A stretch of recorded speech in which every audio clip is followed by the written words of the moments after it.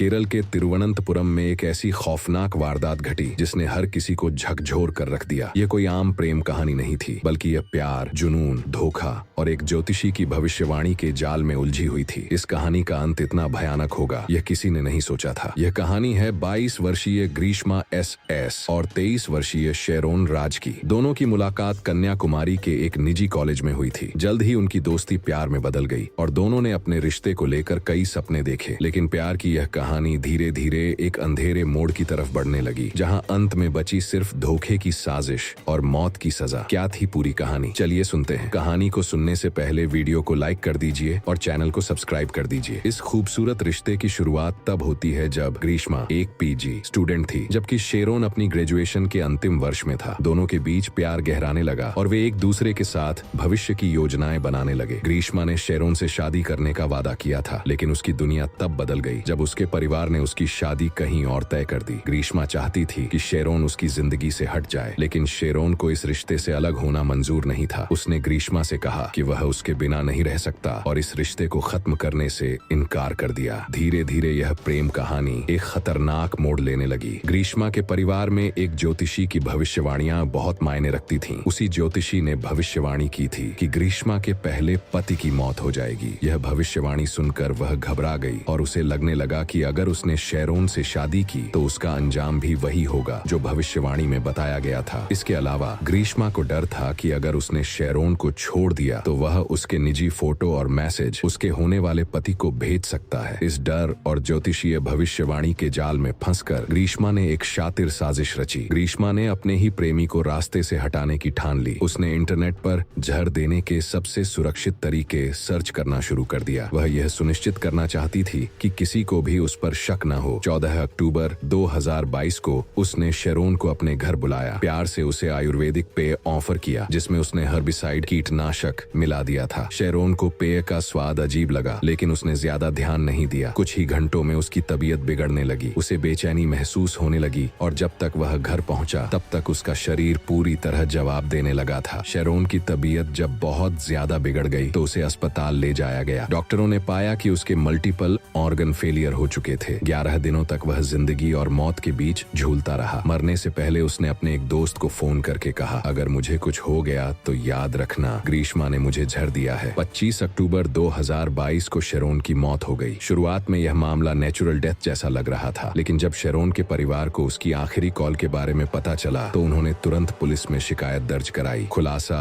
और गिरफ्तारी पुलिस ने जब मामले की गहराई से जांच शुरू की तो उन्होंने ग्रीष्मा के फोन और गूगल सर्च हिस्ट्री को खंगाला। वहां उन्हें ऐसे कई सबूत मिले जिनसे साफ था कि उसने यह साजिश पहले से ही रची थी। जब पुलिस ने ग्रीष्मा से पूछताछ की तो उसने पहले इनकार किया, लेकिन जब सबूतों का दबाव बढ़ा तो उसने अपना गुनाह कबूल कर लिया। 31 अक्टूबर 2022 को उसे गिरफ्तार कर लिया गया। करीब 2 साल तक यह केस अदालत में चला। इस दौरान ग्रीष्मा ने अपने शैक्षणिक रिकॉर्ड और पहले से कोई क्रिमिनल हिस्ट्री न होने का हवाला देकर खुद को निर्दोष साबित करने की कोशिश की, लेकिन जज एम बशीर ने इसे rarest of the rare case करार दिया। उन्होंने ग्रीष्मा को फांसी की सजा सुनाई और उस पर 2 लाख रुपए का जुर्माना भी लगाया। एक खूबसूरत रिश्ते का खौफनाक अंत। जिस रिश्ते की शुरुआत कॉलेज में प्यार से हुई थी, वह धोखा, ज्योतिषीय अंधविश्वास और हत्या की भयानक दास्तान में बदल गया। ग्रीष्मा ने जिसे बेइंतहा चाहा, उसी को बेरहमी से मार डाला, लेकिन नियति ने भी उसे नहीं बख्शा। आज वह खुद जेल की सलाखों के पीछे मौत की सजा का इंतजार कर रही है। इस कहानी का मकसद सिर्फ और सिर्फ जागरूकता फैलाना है, न कि किसी की भावनाओं को ठेस पहुंचाना। धन्यवाद।